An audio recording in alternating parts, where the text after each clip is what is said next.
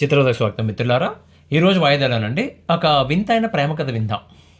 అంటే ఇద్దరు మనుషులు, వారి మధ్యన బంధం ఎంత చిత్రంగా ఉంటుందో కదా అనిపిస్తుంది. జీవితం అంటే ఏంటో తెలియని రోజుల్లో తీసుకునే నిర్ణయాలు, వాటి తాలూకా ప్రభావం ఎలా ఉంటుందో అని చూద్దామండి. ఒక అమ్మాయి అబ్బాయి ఇంజనీరింగ్ చదువుతుండగా వాళ్ళిద్దరూ గాఢంగా ప్రేమించుకున్నారు అని అనుకున్నారు బహుశా. ఒకరోజు ఆ జంట ఇద్దరు కూడా కాలేజ్కి అని చెప్పి బయలుదేరారు. బయట కాలేజ్ ఎగ్గొట్టి బయట తిరుగుతుండగా, విహరిస్తుండగా వాళ్ళ అమ్మాయి వాళ్ళ తండ్రికి కనిపించారు. ఆయనకు విషయం అర్థమైంది. ఆ రోజు ఇంటికి వచ్చిన తర్వాత అమ్మాయిని సంగతి ఏంటని అడిగితే అమ్మాయి కూడా చెప్తుంది, వాళ్ళిద్దరూ ప్రేమించుకుంటున్నాం అని చెప్పి, పెళ్లి చేసుకుందాం అనుకుంటున్నాం అని చెప్పి. సో ఆ రోజు అమ్మాయి వాళ్ళ తల్లి తండ్రి ఇద్దరు బాగా వాళ్ళు కొంచెం మదన పడ్డారు, కొంచెం టెన్షన్ పడ్డారు, కోపం వచ్చింది, బాధ వచ్చింది, రకరకాల ఫీలింగ్స్ ఉంటాయి కదండి. రెండు తిట్లు, 4 మొట్టికాయలు అన్నీ అయ్యాయి. అన్నీ అయినా సరే అమ్మాయి సరే తిట్లు తిట్టాను కదా 4 గట్లేసి పెట్టిన వాళ్ళ అమ్మగారు తినలేదు, ఆవిడ మెతుకు ముట్టలేదు. అమ్మాయి కోపంగా మౌన దీక్షలు, నిరాహార దీక్షలు మొదలుపెట్టిందండి. 2 రోజులు చూశారు. తల్లిదండ్రులు కదా, వాళ్ళకు కూడా ఉంటుంది కదా. పోన్లే అంత పట్టు పడుతుందంటే ఏమో అబ్బాయి సంగతి కూడా చూద్దాం అని చెప్పి ఆ తండ్రి వాళ్ళ అమ్మాయి వాళ్ళ నాన్నగారు ఏం చెప్పారంటే, ఓ పని చేద్దాము, మీ ఇద్దరు ఇష్టపడ్డారు కదా, మరి మేము కూడా ఒకసారి ముందు వెనక చూసుకోవాలి కదా ఏంటి పరిస్థితి అని చెప్పి, ఇప్పుడే ప్రేమ, ఇంకా చదువుకుంటున్నారు మీరు, ఇప్పుడే ప్రేమ పెళ్ళి అంటే మీకు ఆదాయ మార్గం అన్నా ఏదో ఒకటి ఉండాలి కదా అని చెప్పి నచ్చ చెప్పడానికి ట్రై చేశాడు. అమ్మాయి మాట వినలేదు. సరే అబ్బాయితో మాట్లాడుతా అన్నాక కానీ ఆ అమ్మాయి అన్నం తినలేదు. 4 రోజుల తర్వాత మంచి రోజు చూసుకుని అబ్బాయిని ఇంటికి రమ్మన్నారు. ఆ అబ్బాయితో ఆ అమ్మాయి తండ్రి 1 గంట సేపు మాట్లాడారు. అబ్బాయి వెళ్ళిన తర్వాత ఆయన వాళ్ళ అమ్మాయిని పిలిచి కూర్చోబెట్టి, ఫస్ట్ ఆఫ్ ఆల్ అబ్బాయిది వీళ్ళ కులం కాదు, సరే నువ్వు ఇష్టపడ్డావు కాబట్టి అది పక్కన పెట్టేద్దాం, అది ఎత్తేద్దాం ఫిల్టర్లోంచి. వాళ్ళ ఇంటి దగ్గర పరిస్థితి కానీ వాళ్ళ ఆర్థిక పరిస్థితులు కానీ మనకి ఏ మాత్రం దగ్గరలో లేవు. సరే కుర్రాడు బుద్ధిమంతుడైతే అది కూడా పక్కన పెట్టేయచ్చు. కానీ అబ్బాయి ఆలోచన విధానం మాత్రం తాత్కాలికంగా, అంటే టెంపరీగా ఇప్పటికిప్పుడు ఏదో గడిచిపోతే చాలని తప్ప ఫ్యూచర్ ఏంటని కానీ, భవిష్యత్తు మీద ఎటువంటి ఆలోచనలు కానీ ఆశయాలు కానీ లేవనిపిస్తుంది. నువ్వు చిన్నపిల్లవి, నీకు విషయం అర్థం కావట్లేదు, మీకు చాలా ఇబ్బందులు ఎదురవుతాయి. రేపొద్దున పెళ్ళి అయినా, కాపురం పెట్టడం, పిల్లలు, వాళ్ళ పెంపకం, వాళ్ళ చదువులు, మీ ఆరోగ్య పరిస్థితులు, ఇవన్నీ అంటే మామూలు విషయం కాదని చెప్పారు. ఆ అమ్మాయి ఏమందంటే, అబ్బాయి క్యాంపస్ ఇంటర్వ్యూ సెలెక్ట్ అయ్యాడు ఆల్రెడీ, ఇంకేముంది జాబ్ అయితే రెడీగా ఉంది కదా, ఇంకేంటి అడ్డం అంది. అమ్మాయి తనకి అసలు ఇష్టం లేదు. కానీ తండ్రి కొంచెం ఓపికగానే, పోన్లే అమ్మో పని చేద్దాము, ఉద్యోగం వచ్చిన వెంటనే పెళ్ళెందుకు, ఇంకా మీకు ఫైనల్ సెమిస్టర్ ఎగ్జామ్స్ కూడా అవ్వలేదు కదా, అవి అయ్యాక ఆయన ఉద్యోగం జాయిన్ అయ్యాక 1 సంవత్సరం ఆగుదాం, అప్పుడు చేసుకుంది కానీ అప్పటికి మీకు విషయం అర్థమవుతుంది ఎంత కాంప్లికేటెడ్ ఈ సమాజం అనేది అని చెప్పి చెప్పారు. ఆ అమ్మాయి ముందు కొంచెం గారాలు పోయింది, మెలికలు తిరిగింది, కానీ చివరికి సరే అని ఒప్పుకుంది. ఆ అబ్బాయి క్యాంపస్లో జాబ్ దొరికింది. పుణేలో పోస్టింగ్ ఇచ్చారండి. ఆ అమ్మాయి కూడా జాబ్ దొరికింది. ఆ అమ్మాయికి మైసూర్లో దొరికింది, అంటే జాయినింగ్ మైసూర్లో. సో ఎగ్జామ్స్ అయ్యి రిజల్ట్స్ వచ్చాక ఇద్దరికి కూడా ఆఫర్ లెటర్స్ వచ్చాయి. అందరూ సంతోషించారు, అనుకున్నట్టే జరుగుతుంది కదా అని చెప్పి. సో అబ్బాయి ఏమో పుణేలో జాయిన్ అయ్యాడు ఆ ట్రైనీ సాఫ్ట్వేర్ ఇంజనీర్గా. అమ్మాయి మైసూర్లో ఒక కంపెనీలో జాయిన్ అయిందండి. జాయిన్ అయిన తర్వాత ఒక 3 నెలలకి అమ్మాయికి ఆమెకి హోమ్ సిక్, పేరెంట్స్ని చూడబుద్దేసేసి ఇంటికి వచ్చింది. 3 రోజులు ఉండి, 3 రోజులు 4 రోజులు ఉంది ఇంటి దగ్గర, వెనక్కి వెళ్ళిపోయిందండి. సో తర్వాత వారానికి బిజీగా ఉంటారు కదా ట్రైనీ సాఫ్ట్వేర్ ఇంజనీర్ అంటే, రుద్దేస్తారు చేపను రుద్దినట్టు. సో కొత్తలో వారానికి 2 రోజులు ఫోన్ చేసేది, తర్వాత వారానికి 1 రోజు ఫోన్ చేసి 1 గంట గంటన్నర మాట్లాడేది వాళ్ళ అమ్మగారితో వాళ్ళ నాన్నగారితో. అంతా బాగానే ఉందండి. చూస్తుండగా సంవత్సరం గడిచిపోయింది. ఈ తల్లిదండ్రులు ఇద్దరికి టెన్షన్గానే ఉంది. ఈ పిల్ల మళ్ళీ ఆ పెళ్లి గొడవ అక్కడికే వస్తారు, ఇప్పుడు ఎలా, వాళ్ళ పేరెంట్స్ ఏంటి, వాళ్ళ పరిస్థితి ఏంటి, ఈ టెన్షన్లో ఉన్నారు వాళ్ళు. మనం సంవత్సరం ఆగాక పెళ్లి చేసుకుందరు కానీ మాట ఇచ్చారు కదా. 1 ఇయర్ అయిపోయింది, ఆ అమ్మాయి ఏమి మాట్లాడట్లేదు. సరే మెల్లిగా చూద్దాంలే, ఒకవేళ వాళ్ళ మనసులో ఏముందో కదా అని చెప్పి లాగారు. ఒకరోజు ఆ అమ్మాయి ఫ్రెండ్ 2 వీధులు అవతల ఉంటుంది, ఆ అమ్మాయి వీళ్ళ ఇంటికి వచ్చి మొహమాట పడుతూనే వీళ్ళకి ఒక విషయం చెప్పింది. అంకుల్ నాకు ఒక విషయం తెలిసింది, తను మైసూర్లో లేదట, తను పూణే వెళ్ళిందని చెప్పి, వాళ్ళిద్దరూ పెళ్లి చేసుకున్నారని చెప్పి తెలిసింది. మీకు చెప్దామంటే మీరు ఎలా తీసుకుంటారు నాకు అర్థం కావట్లేదు. మొన్న అంటే ఆ అమ్మాయి జాబ్ జాయిన్ అయిన తర్వాత 3 నెలలకి ఇంటికి వచ్చింది కదా, ఆ తర్వాత వెనక్కి వెళ్ళేటప్పుడు అమ్మాయి వచ్చినప్పుడు రిజైన్ చేసి వచ్చింది, వెనక్కి వెళ్ళేటప్పుడు అమ్మాయి మైసూర్ వెళ్ళలేదు, పూణే వెళ్ళిపోయిందని చెప్పింది అమ్మాయి. సో అంటే అమ్మాయి తను ప్రేమించిన అబ్బాయిని పెళ్లి చేసుకుని పూణేలో ఉంటుంది. వీళ్ళకి బుర్రలు పనిచేయక డైరెక్ట్గా అమ్మాయి కాల్ చేసి, మాకు ఇలా తెలిసింది, ఇది నిజమేనా అని అడిగితే అమ్మాయి ఒప్పుకుంది. మీరు తిడతారని చెప్పలేదని చెప్పి. సరే ఇప్పుడు డైరెక్ట్గా పుణె వెళ్ళింది అవన్నీ చెప్పుకొచ్చింది, నేను అప్పుడు ఏం చేశాను ఏంటని చెప్పి. అంటే అమ్మాయి ఏం చేసింది అప్పుడు క్లియర్గా చెప్పుకొచ్చింది ఎట్లా అని. అంటే దూరంగా ఉన్నారు కదా, వీడియో కాల్ కాదు, ధైర్యంగా చెప్పేసింది. ఆ అమ్మాయి తల్లి ఫస్ట్ ఏడ్చింది, తర్వాత తిట్టింది. మేము బ్రతికే ఉన్నాం కదా, మాకేమన్నా 10 మంది పిల్లలు ఉన్నారా, నువ్వు ఒక్కదానివే కదా, పెళ్లి చేస్తామన్న మాట కూడా ఇచ్చాం కదా, ఒక మాట అన్నా చెప్పాలి కదా అని చెప్పి ఆవిడ గోలేదు, ఆవిడ తిట్టలేదు, ఆవిడ తిట్టింది. సరే మీ అత్త మామకన్నా చెప్పారా అని చెప్తే ఒకసారి చెప్పారట, వాళ్ళ ఇంటికి వెళ్ళారట, అది కూడా చెప్పింది ఆవిడ.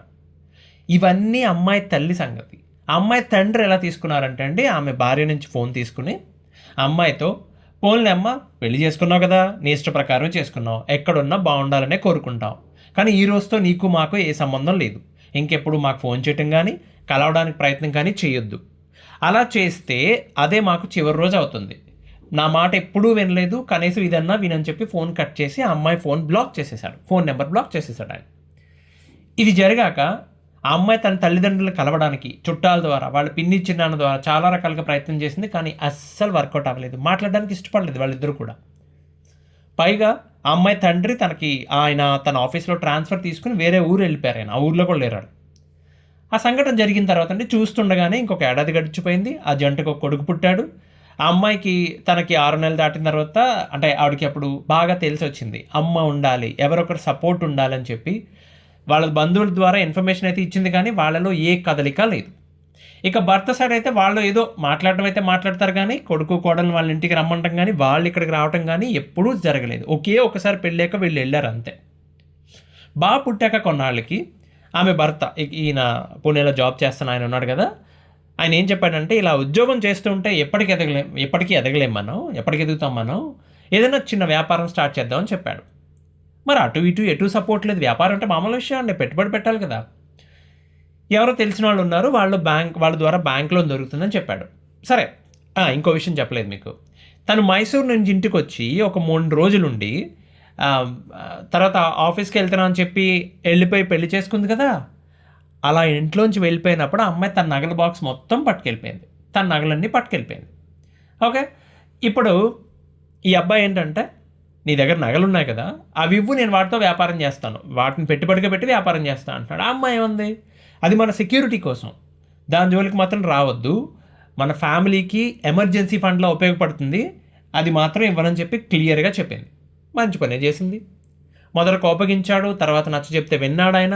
అలా కొన్ని నెలలు గడిచాక అతను ఫుల్ బిజీ అయిపోయాడండి. ఈమెమో ఇంట్లో చిన్న బాబు కదా, ఎవరు సపోర్టు లేదు, ఆ బాబుని చూసుకోవడం, ఇల్లు చక్కబెట్టుకోవడం, ఇందులో పడిపోయింది ఇవిడ. కొన్నాళ్ళకి అతని కోసం వ్యాపారం పేరు చెప్పి అతని కోసం ఎవరెవరు ఇంటికి రావటం మొదలుపెట్టారు. ఒకసారి కారణం అడిగితే డీటెయిల్డ్గా, అసలు ఎందుకు ఇన్నిసార్లు వస్తున్నారు ఏంటి అని చెప్పి అడిగితే అప్పుడు చెప్పారండి, వాళ్ళ దగ్గర అప్పు తీసుకున్నాడట.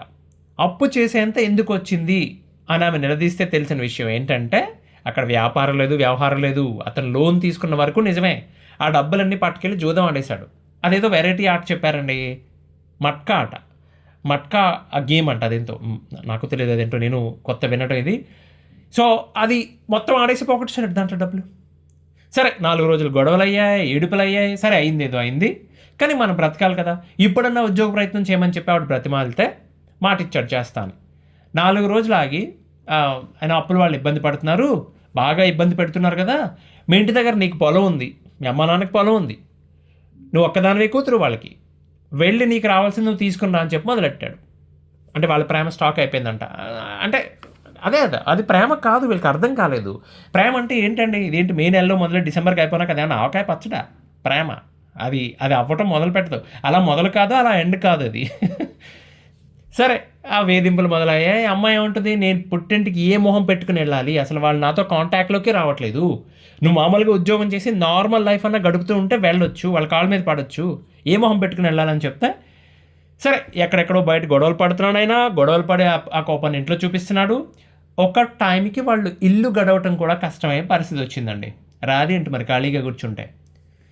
ఒకరోజు ఈ అమ్మాయి వాళ్ళ చిన్న బాబు ఉన్నాడు కదా, వాడు తెల్లవారుజామున వాడికి ఆకలేసినట్టుంది, వాడు ఏడుస్తూ ఉంటే ఆవిడ లేచింది. వాడికి ఏదో పాలు పట్టించి టైం చూస్తే టైం ఇంకా తెల్లవారుజామున ఉంది, ఆయన ఇంట్లో లేడు.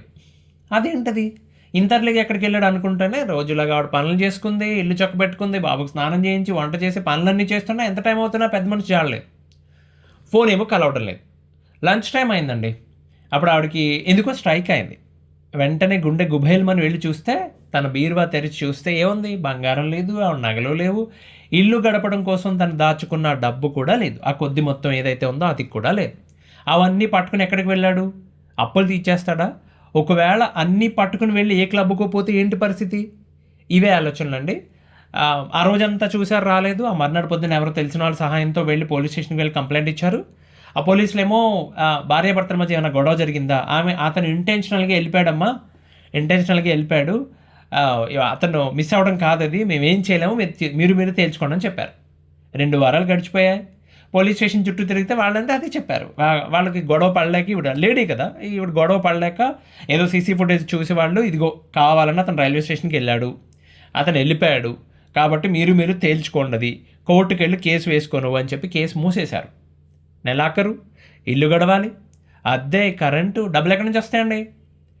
ఏడ్చుకుంటూ తన పిన్ని చిన్నాన్న వాళ్ళకి ఫోన్ చేసింది. ఇలా అని చెప్పి వాళ్ళు ఏం చేస్తారు, మరి తప్పదు కదా, బయలుదేరొచ్చి ఇంటి చుట్టుపక్కల ఉన్న చిన్న చిన్న అప్పులు, ఆ అమ్మాయి అక్కడి నుంచి బయటికి రావడానికి ఆ అప్పులన్నీ తీర్చేసి ఆ అమ్మాయిని వాళ్ళ బాబుని తీసుకుని వాళ్ళ ఇంటికి వెళ్ళిపోయారు. 4 రోజులు ఉన్నాక వాళ్ళు ఈమె పిన్ని చిన్నాన్న వాళ్ళ అమ్మా నాన్నకి, ఆ అమ్మాయి వాళ్ళ అమ్మా నాన్నకి అభినందించారు ఇది పరిస్థితి అని. వాళ్ళు ఏం చేస్తారండి, తల్లిదండ్రులు కదా, బయలుదేరొచ్చి కూతుర్ని మనవడిని వాళ్ళ ఇంటికి తీసుకెళ్లారు. ఆ అమ్మాయి షాక్ నుంచి తేరుకోవడానికి కొన్ని నెలలు పట్టింది. ఈ లోపు ఆమె తల్లిదండ్రులు అబ్బాయి పేరెంట్స్ని కలవడానికి వెళ్తే వాళ్ళేమో అసలు వాడికి మాకు ఏ సంబంధం లేదు, అక్కడ కూడా అప్పుడు వాళ్ళ తల్లిదండ్రులు ఉన్న వాళ్ళ ఊళ్ళో కూడా ఎక్కడో అప్పులు చేశాడు, చుట్టూని పెద్ద పెద్ద గొడవలు చేశాడు, వాళ్ళు ఎవరికి ఇష్టం లేదు, ఆ అబ్బాయితో అసలు కాంటాక్ట్లో కూడా లేవని చెప్పారు. సో ఆ అమ్మాయి తండ్రి ఏం చేసుకుంటాడు, మళ్ళీ ఆ అమ్మాయిని దగ్గర కూర్చోబెట్టుకుని, చూడు అందరూ తప్పులు చేస్తాం, కొన్ని పెద్ద పెద్ద తప్పులు జీవితాన్ని మలుపు తిప్పేస్తూ ఉంటాయి, వాటి నుంచి బయటపడ్డానికి టైం పడుతుంది, కానీ ఎన్నాళ్ళు ఇలా ఉంటాం అని చెప్పి మొత్తానికి ఆవిడ డిప్రెషన్ నుంచి బయట పడేశారండి. తర్వాత అమ్మాయి కూడా చదువుకుంది కదా, ఎక్కడో జాబ్ తెచ్చుకుంది, తల్లిదండ్రుల దగ్గర ఉంటూనే తను ఉద్యోగం చేసుకుంటూ బాబుని పెంచుకుంటుంది. అలా ఒక 4-5 ఏళ్ళు అయిన తర్వాత ఆ అమ్మాయికి ఏం చెప్పారంటే, అరే బాబు వాడు వెళ్ళిపోయాడు, ఇంకా వాడి సంగతి మర్చిపో, వాడు రాడు ఎప్పటికీ. ఒక బంధువుల అబ్బాయి, ఒక అబ్బాయి ఉన్నాడు, తెలిసిన వాళ్ళే, మీకు సంబంధం చూసాం, పెళ్లి చేసుకుంటామని అడిగితే అమ్మాయి ససీమేరా నేను చేసుకో అని చెప్పింది. సో ఇప్పుడు పరిస్థితి ఏంటంటే, వాళ్ళ అబ్బాయి, ఆ బాబు ఉన్నాడు కదా, వాడు 8th క్లాస్కి వచ్చాడు. వాడు పుట్టినప్పుడు కనబడకుండా పోయిన ఆ తండ్రి గారు ఆయన మళ్ళీ వచ్చి ప్రశాంతంగా ఉన్న వీళ్ళ జీవితాల్లో అల్లకల్లోలం చేసేసాడు. అంటే ఏం చేశాడని నేను చెప్పలేనండి, కొన్ని చాలా ఇబ్బందిగా ఉంటాయి, అవి మాట్లాడకపోవడం మంచిది. ఎందుకంటే అతను ఏం చేశాడో ఇప్పుడు నేను చెప్పాను అనుకో, లేనిపోయిన ఐడియాలు ఇచ్చినట్టు అవుతుంది, అవతల పక్కన హింస పెట్టడానికి చాలా దారుణమైన విషయాలు చేశాడు అతను. సింపుల్గా చెప్పాలంటే వీళ్ళకి తెలియకుండా ఆ పిల్లాన్ని కలవటం, ఆ కుర్రాన్ని మచ్చుకు చేసుకుని ఇప్పుడేమో వాడు నాన్న దగ్గరికి వెళ్తాను కూడా వచ్చేస్తున్నాడు ఆ కుర్రాడు. ఈవిడేమో కొంచెం స్ట్రిక్ట్గా పెంచింది. అంటే బాధ్యత తీసుకున్న వాళ్ళు ఉంటారు కదండి, నువ్వు చదువుకోవాలరా అబ్బాయి, ఇది ఉండాలి, శ్రద్ధగా ఉండాలి, డిసిప్లిన్ ఉండాలి, లేకపోతే ఎందుకు పనికి రాకుండా పోతారని చెప్పి డిసిప్లిన్గా పెంచితే నాన్నారేమో ఏది పెడితే అది కొనిపెడుతున్నారు, ఇంటి దగ్గర చెప్పకుండా స్కూల్ అయిపోయాక బయటికి తీసుకుని వెళ్ళిపోతున్నారు. ఆ కుర్రాడు సహజంగానే తండ్రికి అట్రాక్ట్ అయ్యాడు. ఇప్పుడు పరిస్థితి ఏంటంటే, ఆ బాబు వాడేమో తండ్రి దగ్గరికి వెళ్తాను గొడవ చేస్తున్నాడు. అంటే డైరెక్ట్గా కాదు, టీనేజర్స్ తెలుసు కదా, వీళ్ళు డైరెక్ట్గా చెప్పరు, వాళ్ళకి కావాల్సింది ఇవ్వకపోతే ఎలా ప్రవర్తిస్తారో తెలుసు కదా, అలాగే ప్రవర్తిస్తున్నాడు. ఒకరోజు నాన్న దగ్గరికి వెళ్ళిపోతున్నా అని చెప్పి లెటర్ రాసి పెట్టి ఇంట్లోంచి వెళ్ళిపోయాడు. అంటే నేను డీటెయిల్గా అడిగానండి, మీరు ఏంటి అంత కఠినంగా ఉంటారా, అబ్బాయిని అంత హింస పెడతారని. ఎందుకు ఉంటారండి వాళ్ళు? ఇప్పుడు అబ్బాయి అడిగింది ఏదైనా వాళ్ళ అమ్మ కాదని అనుకో, వాళ్ళ అమ్మమ్మ తాతయ్య ఉన్నారు, వాళ్ళు తీరుస్తారు కదా, వాడి గారాలన్నీ తీరుతున్నాయి, కాకపోతే విచ్చలవిడితనం లేదు. వాళ్ళ తండ్రి దగ్గర దొరుకుతుంది, అదేదో వెరైటీగా అనిపిస్తుంది వాడికి. ఇలా బాబు ఇంట్లోంచి వెళ్ళిపోయాడని చెప్పి కంప్లైంట్ ఇచ్చారు, పెద్దల మధ్య పెట్టారు, డైరెక్ట్గా పోలీస్ స్టేషన్కి వెళ్ళి చెప్తే ఆ కుర్రాన్ని తీసుకుని వాళ్ళ తండ్రి డైరెక్ట్గా పోలీస్ స్టేషన్కి వచ్చాడు. అక్కడ పోలీసులు ఏం చెప్తారండి, ఇది ఫ్యామిలీ మ్యాటర్ అమ్మా, నువ్వు కావాలంటే ఆ పిల్లాడు కావాలని కస్టడీ వేసుకో, ఆ పిల్లాడు ఒక పక్కన తండ్రి కావాలని చెప్తున్నాడు కదా, నువ్వు ఇప్పుడు దాకా పెంచితే మాత్రం ఎవరికి కావాలన్నట్టు మాట్లాడ్డారు. కోర్టుకి వెళ్ళి కేసు వేసుకోమని చెప్పారు. ఇప్పుడు అబ్బాయి కండిషన్ అంటే ఆ బాబు తండ్రి ఎవరైతే ఇన్నాళ్ళు కనబడకుండా పోయాడో ఇప్పుడు వచ్చాడు, అతను ఏం కండిషన్ పెడుతున్నాడంటే, బాబుని మీ ఇంటికి తీసుకొస్తా, కానీ వాడితో పాటు నేను కూడా వస్తా, నేను కూడా మీ ఇంటి దగ్గరే ఉంటా, నన్ను తిరిగి నీ జీవితంలోకి ఆహ్వానిస్తే కొడుకుని తీసుకొస్తా, లేకపోతే లేదు. ఈ అమ్మాయి వాళ్ళ అమ్మ నాన్న ఏమన్నారు, పోనీ కస్టడీకి కేసు వేద్దామా అని చెప్తే ఆ అమ్మాయి ఏం చెప్పిందంటే అండి, అతనికి ఏ విధమైన జాబు లేదు, ఆ పిల్లాడు తండ్రికి ఇప్పటికీ ఏ విధమైన జాబు లేదు, వీళ్ళ ఆలోచన ప్రకారం అతను ఎవరినో మోసం చేయడం ఏదో చేశాడు, డబ్బులు అధిక మొత్తంలో కొన్నాళ్ళు గడపడానికి డబ్బులు వచ్చాయి, దాంతో బండి నడిపిస్తున్నాడు అతను నేను లైఫ్లోకి తిరిగి ఆహ్వానించలేను. కాబట్టి నాకు కస్టడీ పిటిషన్ వద్దు. తన నమ్మకం మీద ఇది తగిలింది రెండో దెబ్బ. మొదట తన భర్త కొట్టాడు, ఇప్పుడు కొడుకు కొట్టాడు. మౌనంగా ఉండిపోయింది. ఇది జరిగి 18 నెలలు అవుతుందండి. ఆవిడ ఇప్పటికీ నార్మల్గా క్యాజువల్గా మాట్లాడడం కానీ, సినిమాలు చూడడం కానీ ఏమీ లేదు. ఇంటి దగ్గరకు వచ్చినంతసేపు ఏదో బుక్ చదువుకుంటుందట, ఉద్యోగానికి వెళ్తుంది, ఇంటికి వస్తుంది, ఆవిడ పని ఏదో ఆవిడది. నన్ను ఎవరు అప్రోచ్ అయ్యారంటే అమ్మాయి వాళ్ళ తండ్రి గారు, ఈ ఫాదర్ ఉన్నారు కదా, ఆయన అప్రోచ్ అయ్యారు.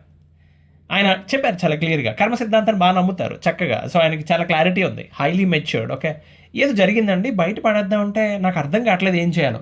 ఆయన కొన్ని డౌట్స్ ఉన్నాయని చెప్పి రైట్ చాలా విషయాలు చెప్పారండి. ఇలా ఒక అమ్మాయికి తగిన అబ్బాయి చక్కగా వాళ్ళ బంధువుల్లో కుర్రాడు ఉన్నాడని, అబ్బాయి గురించి కూడా నేను అడిగాను, ఏంటి అబ్బాయికి ఇన్నాళ్ళు ఎందుకు పెళ్లి చేసుకోలేదు ఏంటని చెప్పి. వాళ్ళు అనుకున్నట్టు అంతా బాగుంది, పర్ఫెక్ట్గా ఉంది. కానీ ప్రాబ్లం ఏంటంటే ఈ అమ్మాయిని ఎలా బయటపడేలా అర్థం, అంటే ఆయన కొన్ని డౌట్స్ ఉన్నాయి రైట్. ఆ డౌట్స్ ఏంటో నేను చెప్తా. విచిత్రమైన డౌట్స్ అడిగారు, విచిత్రమేం కాదు, ఏ తండ్రికన్నా ఉంటాయి. ఇప్పుడు దశాబ్ద కాలం పాటు వీళ్ళ అమ్మాయి, ఈయన కూతురు అల్లుడు దూరంగా ఉన్నారు. కానీ ఇప్పుడు డివోర్స్ తీసుకోవాలంటే ప్రాసెస్ ఏంటి, అసలు అతను ఎక్కడ ఉంటాడో కూడా మాకు సరిగ్గా తెలియదు, కోర్టుకు వస్తాడా, ఆ ప్రాసెస్కి ఎంతకాలం పడుతుంది, ఆయన ప్రశ్నలు. సరే మాస్టారు, మీరు నాకంటే పెద్దవారు, నాకు ఎటువంటి ఎమోషనల్ కనెక్ట్ లేదు కాబట్టి నేను ఏదో తెలిసింది చెప్పడానికి ప్రయత్నిస్తాను. ఎప్పుడు కూడా అండి అవతల వాళ్ళు నిర్ణయం తీసుకున్నాక చూద్దామని మనకు అనుకోకూడదండి. మీ అమ్మాయి మీకు చెప్పకుండా ప్రేమించి ఇంట్లోంచి వెళ్ళిపోయి చాలా పెద్ద తప్పు చేసింది, కానీ దానికి తగ్గ శిక్ష ఆల్రెడీ పడిపోయింది ఆవిడకి. ఇక ఎప్పుడు టైం వేస్ట్ చేసుకోవడం అనవసరం అండి, అస్సలు టైం వేస్ట్ చేసుకోవద్దు.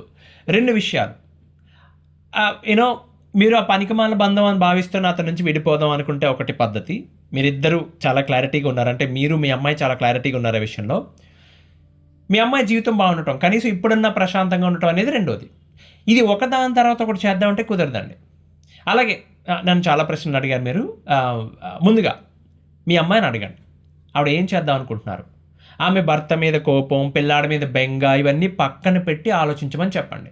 జీవితంలో బాగుండాలంటే అండి ఎప్పుడు మంచి మంచి ఉదాహరణలు ఎత్తుక్కోవాలి. ఓకే, ఇప్పుడు ఆవిడ లైఫ్లో ఇన్ని జరుగుతున్నా కూడా బహుశా మంచి సపోర్ట్, వాళ్ళ పేరెంట్స్ నుంచి మంచి సపోర్ట్ ఉంది కాబట్టి తను ఎక్కడ కంప్లీట్గా డిప్రెషన్లోకి వెళ్ళిపోవడం ఇలాంటివి ఏం చేయలేదు. మంచి స్కిల్ నేర్చుకుంది, దాని మీద జాబ్ తెచ్చుకుంది, హ్యాపీగా జాబ్ చేసుకుంటుంది రైట్. అది తనకు ఆర్థిక రక్షణే కాదండి, చాలా ఆత్మస్థైర్యాన్ని, చాలా కాన్ఫిడెన్స్ ఇస్తుంది రైట్. ఇప్పుడు ఈ టైంలో తను మళ్ళీ డీలా పడిపోయి డిప్రెషన్ అంటూ టైం వేస్ట్ చేసుకోవడం కరెక్ట్ కాదు. మంచి నిర్ణయం తీసుకోమని చెప్పండి. అమ్మ మీకు చెప్తున్నాను నేను, వినండి.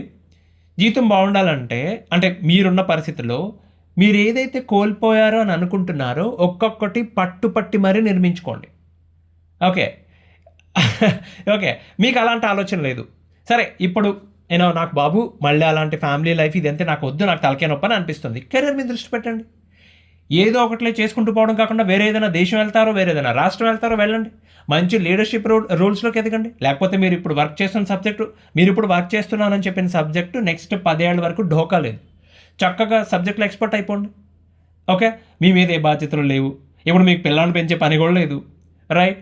మీకు ఇంకా ఏజ్ లిమిట్ కూడా దాటిపోలేదు గవర్నమెంట్ జాబ్కి. గవర్నమెంట్ సెక్టర్లో జాబులు జరుగుతాయి. మీ అర్హత తగ్గదు ఏదో ఒకటి దొరుకుతుందండి. ప్రాక్టీస్ చేయండి, ఎగ్జామ్ ఇంటర్వ్యూ కొట్టండి, మీ బాధ మొత్తాన్ని ఎనర్జీగా మార్చండి. చాలా ఈజీ అండి అది. ఇప్పుడు 2 రోజుల కింద న్యూస్ వచ్చింది, మీరు చూసారో లేదో. ఆమె పేరు అధీరా అట, కేరళ నుంచి. డాక్టర్ అవ్వాలని ఆమె కోరిక. యాక్సిడెంట్ అయింది తనకి, హాఫ్ ఆఫ్ ద బాడీ పనిచేయట్లేదండి తనకి, చక్రాల కుర్చీలో కూర్చుంది ఆవిడ. దాని అంతటికీ మించి షాకింగ్ విషయం ఏంటంటే ఆవిడకి యాక్సిడెంట్ అయినప్పుడు మెమరీ మొత్తం మర్చిపోయింది, మెమరీ లాస్ అయిపోయింది ఆవిడ. ఓకే, సో మొత్తం మిగిలిన లైఫ్ అంతా బెడ్ మీద ఉండాలని చెప్పారు. కోలుకున్నాక ఆమె చుట్టూ ఉన్న వాళ్ళ పరిస్థితి చూసి తను డాక్టర్గా సెటిల్ అవ్వాలనుకుంది కదా, ఆ కళను పక్కన పెట్టేసి సివిల్స్ కొట్టేద్దామని నిర్ణయించుకుంది. అసలు ఎంత ధైర్యం ఉండాలి ఆవిడకి, సివిల్స్ కొడదామని డెసిషన్ తీసుకోవడానికి ఎంత ధైర్యం ఉండాలని చెప్పి 0 నుంచి మొదలుపెట్టింది ఆవిడ. 7 సంవత్సరాల క్రితం జరిగిందంటే యాక్సిడెంట్. ఈ 7 సంవత్సరాల్లోని 3 సార్లు ట్రై చేసింది సివిల్స్, 3 సార్లు ఫెయిల్ అయిపోయింది.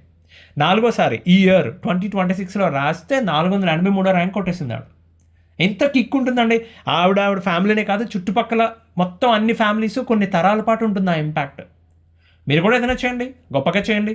అది కాదు, పర్సనల్ లైఫ్ మళ్ళీ బాగు చేసుకోవాలి, మీకంటూ ఒక కుటుంబం, భర్త, పిల్లలు, పండుగలు, విహారాలు, పరిపూర్ణ జీవితం కావాలనుకుంటే మీరు ఆల్రెడీ అతనితో కలిసి ఉండే సమస్య లేదని చెప్పారు కాబట్టి ముందు డివోర్స్ ఫైల్ చేయండి.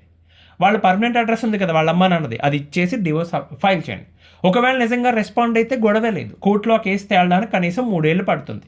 లేదు రెస్పాండ్ కాలేదు, నోటీసే తీసుకోలేదు అనుకోండి, దానికి సపరేట్ ప్రాసెస్ ఉంటుంది, అది ఫాలో అయ్యి కేసుని ఎక్స్ పార్టీ చేసి డివోర్స్ తీసుకోవచ్చు. ఓకే, ఈలోగా మీరు ఏదైతే కోల్పోయానని అనుకుంటున్నారో అది జాగ్రత్తగా నిర్మించుకునే పనిలో ఉండండి. మరి కేసు పూర్తయ్యే వరకు నేను నా లైఫ్లో అలా స్టక్ అయిపోయి ఉండాలంటే ఏమీ కాదు. దాని గురించి నేను సవివరంగా ఏం చేస్తే బాగుంటుందని చెప్పి మీకు ఈమెయిల్ రాశాను, దాంట్లో చదువుకోండి. ఒక్క విషయం మాత్రం గుర్తుపెట్టుకోండి. ఓకే, ఈసారి మీరు మూవ్ అయ్యేటప్పుడు కొత్త వ్యక్తితో ఒకటి చాలా క్లియర్గా చెప్పండి. ఒకవేళ రేపు మీ అబ్బాయి మళ్ళీ తిరిగి వస్తే వాడిని యాక్సెప్ట్ చేయాలని చెప్పండి. ఎందుకంటే అది ఎక్స్పెక్ట్ చేయండి. మీ వాడు ఎక్కువ రోజులు ఉండడు అక్కడ. ఓకే, అలాంటి వాళ్ళతో ఎక్కువ రోజులు ఎవడూ గడపలేడు. అదండి విషయం. ఏ క్షణంలో ముగిసిపోతుందో తెలియని జీవితాలకి ఇన్ని తంటాలు, ఇన్ని వేషాలు, ఇన్ని నాటకాలు ఎందుకో తెలియదు. నువ్వు ప్రశాంతంగా ఉండు, పక్కను ప్రశాంతంగా ఉంచు. ఇంతకు మించిన పుణ్యకార్యం ఇంకొకటి లేదు. రైట్, మీ భర్త దీనికి అతీతంగా పనిచేస్తున్నాడు. ఆయన ప్రతి ఒక్కరికి ఎక్కడో చోట స్టాపింగ్ పాయింట్ ఉంటుందండి. నేను హింస పెట్టేస్తున్నాను, ఏడిపించేస్తున్నాను అని అనుకుంటూ ఉంటారు. అది ఆడైనా మగైనా ప్రతి ఒక్కరికి ఎక్కడో చోట స్టాపింగ్ పాయింట్ ఉంటుంది. దుర్మార్గులైనా, దుష్టులైనా, మూర్ఖులైనా, మొండోళ్ళైనా ఒక చోట పడతారు. కానీ లేవడానికి ఎవడో చెయ్యందివ్వడు, సమాజం కూడా వెళ్ళేసినట్టు చూస్తుంది. ఆ తర్వాత వాళ్ళు పైకి లేవడం అసాధ్యం అండి. దానికోసం మీరు ఎదురు చూస్తూ ఉండకుండా మీ పని మీరు చేసుకోండి. ఇంకో వాయిదాలో మళ్ళీ కలుద్దాం. అంతవరకు సెలవు. ధన్యవాదాలు.